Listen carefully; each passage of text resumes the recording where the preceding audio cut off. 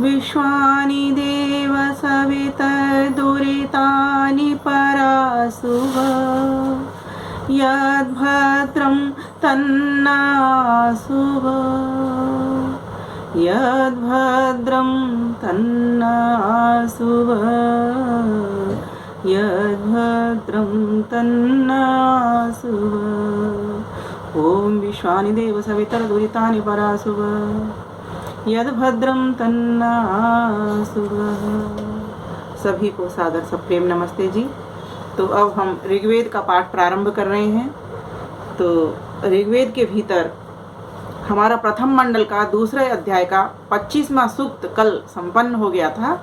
आज हम 26वें सूक्त का प्रारंभ कर रहे हैं। तो जान लेते हैं इसमें कौन ऋषि है, कौन देवता है, क्या स्वर है और क्या छंद है। तो इस अभी जो सूक्त पढ़ा जाएगा इसके सुनह शेपह ऋषि हैं और इसका जो देवता है, विषय है, वह अग्नि है और इसमें जो छंद है वह गायत्री है। गायत्री के बहुत सारे प्रकार होते हैं, जैसे इसमें प्रतिष्ठा गायत्री, निश्चित गायत्री, विराट गायत्री, इस प्रकार से दिया गया है। और इसका जो स्वर है, इसमें 2 स्वर हैं, एक तो ऋषभ स्वर है और एक षड्ज स्वर है। तो 2 तरह के मीन्स मंत्र स्वर में गाए जा सकते हैं इसमें। तो आइए प्रारंभ करते हैं मंत्र को। ओम वशिष्वाहिमियेध्यवस्त्राणि ऊजाम्पते सेमं नो अध्वरं यज सेमं नो अध्वरं यज। ओम वशिष्वाहिमियेद्य वस्त्राणि ऊर्जाम्पते सेमं नो अध्वरं यज सेमं नो अध्वरं यज। ओम। इस मंत्र में श्लेष अलंकार है। श्लेष का मैं अर्थ आपको बता चुकी हूँ कि एक शब्द के अनेकानेक अर्थ होते हैं, तो कई अर्थों से एक मंत्र को भी हम खोल सकते हैं। तो यहाँ पर बताया गया है कि यज्ञ करने वाले विद्वान हस्त क्रियाओं से बहुत पदार्थों को सिद्ध करने वाले विद्वानों का स्वीकार और उनका सत्कार कर अनेक कार्यों को सिद्ध कर सुख को प्राप्त करें व करावें। यहाँ पर यह बताया गया है कि जो यजमान लोग हैं वो क्या करें, तो विद्वानों के सहाय होकर के, अर्थात विद्वानों के साथ में वो यज्ञ करें, स्वयं तो करें ही और आगे भी लोगों को प्रेरित करें और लोगों को ला करके उनसे करावें भी। तभी जाकर के व्यक्ति को सुख प्राप्त हो सकता है। मनुष्य उत्तम विद्वान पुरुषों के संग बिना किए कुछ भी व्यवहार व परमार्थ रूपी कार्य को सिद्ध करने को समर्थ नहीं हो सकता। इसीलिए ज्ञानी पुरुषों का, ध्यानी पुरुषों का, योगी पुरुषों का, विद्वानों का, संतों का, महात्मा का सानिध्य बहुत आवश्यक है। इसीलिए आपने देखा होगा घरों के भीतर अतिथियों में विद्वान, उपदेशक, साधु, संत, महात्माओं का ठहरना हुआ करता था, जिससे कि उस घर के जितने भी बालक होते थे, पति पत्नी या जो भी मेंबर सदस्य हुआ करते थे, उन सभी के ऊपर उनका प्रभाव पड़े। आज कहीं अतिथि नजर नहीं आते। अभी तो चलो खैर ये कोरोना का ऐसा काल ही चल रहा है कि यहाँ तो घर के सदस्य भी अपने अलग अलग होकर के रह रहे हैं, लेकिन जब कोरोना का काल नहीं था उससे पहले हम देखा करते थे कि कोई पसंद ही नहीं करता था अतिथि को। आदमी ने अपने आप को इतना व्यस्त कर लिया था कि पूरा दिन मॉल, शॉपिंग और ये पिक्चर, जाने क्या क्या कहाँ की भौतिकवादी दुनिया में लोग फंसे हुए पड़े थे। लेकिन अभी घर में हैं तो अभी वो वैसे नहीं आ सकते, तो आदमी मजबूरी के बस घर में बैठा हुआ है।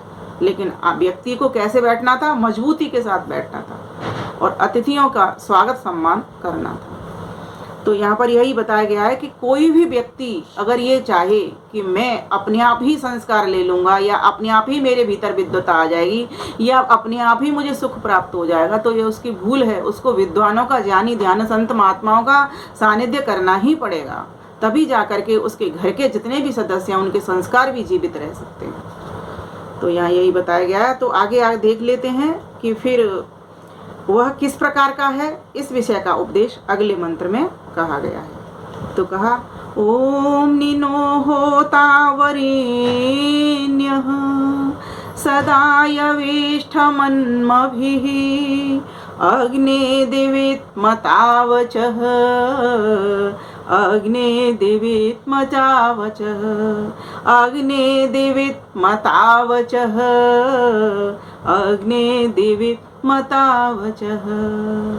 तो इस प्रकार से इस मंत्र में कहा गया है, इस पूर्व मंत्र से यज इस पद की अनुवृत्ति आती है, मनुष्यों को योग्य है कि सज्जन मनुष्यों के संग करना चाहिए।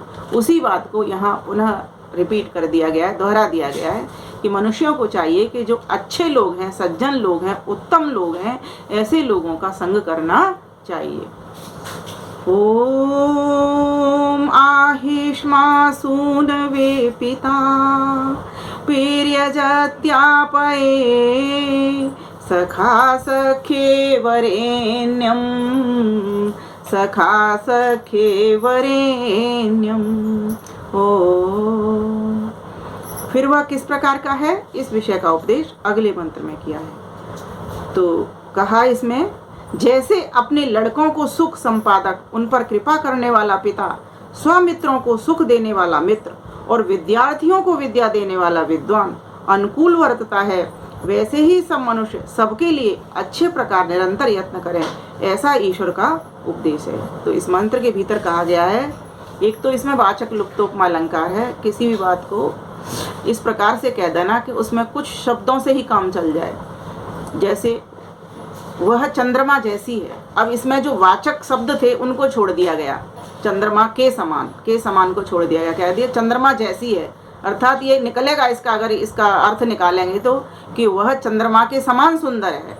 तो यहाँ इस तरह से लुप्त हो गया यहाँ पर वाणी थोड़ी सी।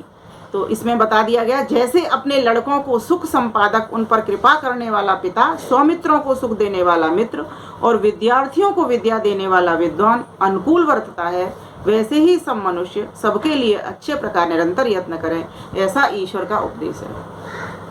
परमपिता परमेश्वर के लिए हमारे लिए क्या उपदेश दिया है?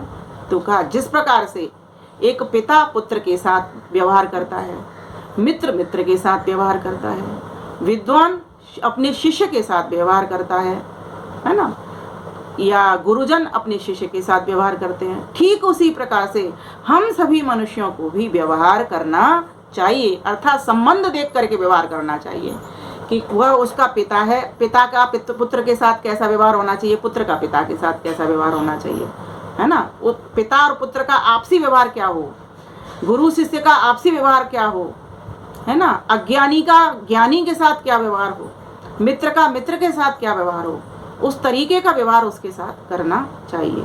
तो कहा, जैसे अपने लड़कों को सुख संपादक, उन पर कृपा करने वाला पिता, जिस प्रकार से पिता अपने पुत्र को सुख पहुंचाता है, मित्र मित्र को सुख पहुंचाता है, ज्ञानी विद्वान अज्ञानी लोगों को भी ज्ञान दे करके सुख पहुंचाते हैं, उसी प्रकार से हमें भी सबको सुख पहुंचाने का व्यवहार करना चाहिए।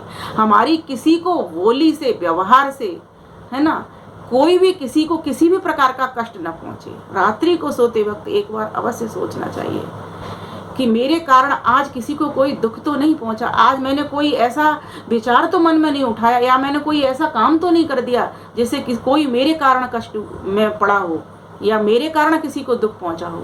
जब इस प्रकार की भावना व्यक्ति की बनती है तो व्यक्ति गलत कामों से बचा रहता है, किसी को दुख देने से बचा रहता है।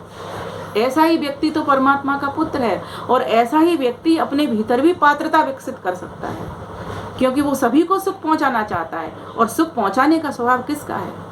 सुख पहुंचाने का स्वभाव उस परम पिता परमेश्वर का, जो एक दुख भी ले, छोटा सा भी छोटा दुख हमको नहीं पहुंचाता।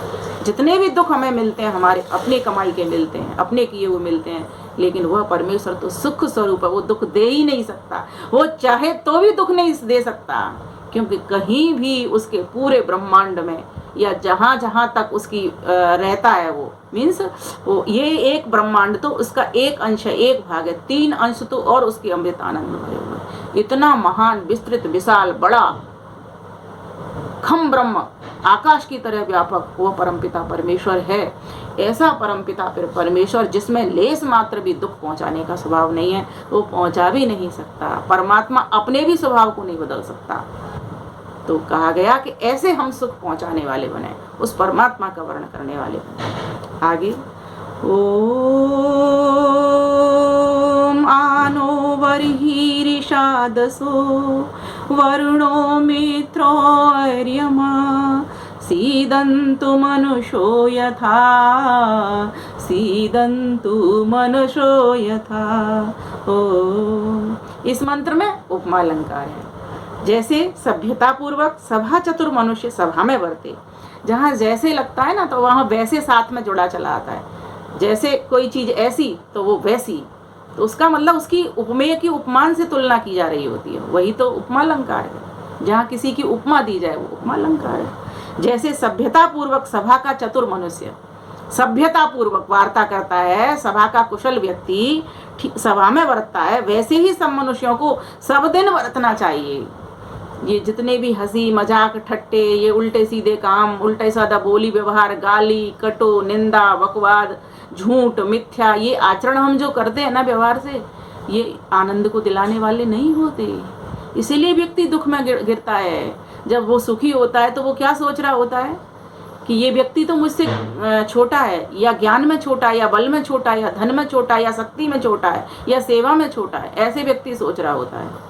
लेकिन हकीकत में ऐसा नहीं है। व्यक्ति अपने अहंकार में ऐसा बोलता है। अभी इन दिनों ये विचार का हम सभी का विषय होना चाहिए। इस कोरोना काल ने सभी को हमको नीचा गिरा दिया। अब देखिए हमारे कितने आचार्य और आचार्याएं गुरुकुल के जा रहे हैं, कितना ज्ञान था उनके पास, है ना। कितने धनवान लोग भी इस कोरोना काल में नहीं बच पा रहे, कितना धन था उनके पास। कितने रूपवान लोग भी, जो फोटो देख रहे हैं हम आजकल सुनने में आ रहा है, वो भी नहीं बच पा रहे हैं, है ना। और कितने नेता लोग जो अपने आप को ही सब कुछ समझ बैठे थे, वो भी जा रहे हैं धीरे कर करके। तो कहने का भाव यहाँ पर यह है, यहाँ पर कोई भी दुनिया में जो आया है वो जाएगा ही। इसका मतलब ये नहीं है भयभीत होना, लेकिन ये विचारणीय विषय है। हमको विचार करना होगा कि वह परमपिता परमेश्वर ही सबसे अधिक सुख पहुँचाने वाला है। इसीलिए हम सबको उस परमेश्वर से के साथ सत्संग करना चाहिए, नित्य